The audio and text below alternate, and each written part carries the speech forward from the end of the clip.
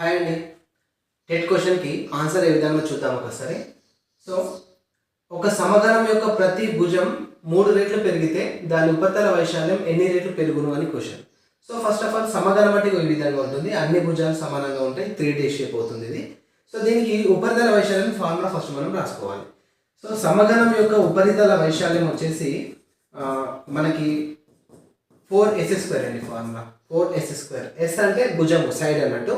So ఇది yes అంటే భుజం స్క్వేర్.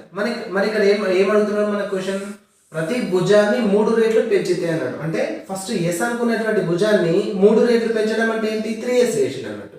3s చేస్తే వైశాల్యం ఎన్ని రెట్లు పెరుగుతుంది అని అడుగుతున్నాడు.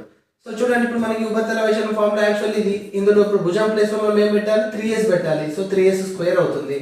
ఈ స్క్వేర్ ఇప్పుడు 3కి అండ్ s కూడా వర్కౌట్ అవుతుంది. అంటే రెండింటికి అప్లై చేయాలి. చేస్తే అప్పుడు 4 × 3² అంటే 9 అవుతుంది. s² అంటే s². నెక్స్ట్ దీన్ని ఈ విధంగా రాయొచ్చు, 9 × 4s² అని రాసుకోవచ్చు. మళ్ళీ 4s² అంటే ఏంటి, ఉపరితల వైశాల్యం. సో సమగణం యొక్క ఉపరితల వైశాల్యం 4s² అంటే ఉపరితల వైశాల్యానికి 9తో గుణిస్తే వస్తున్నది. అంటే దాని అర్థం ఏంటి, ఉపరితల వైశాల్యానికి 9 రెట్లు పెరిగింది అన్నట్టు. అంటే భుజాన్ని 3 రెట్లు పెంచితే 9 రెట్లు పెరుగుతుంది. సింపుల్. ఇక్కడ ఏముంది, స్క్వేర్ ఉంది కాబట్టి 3² అంటే 9.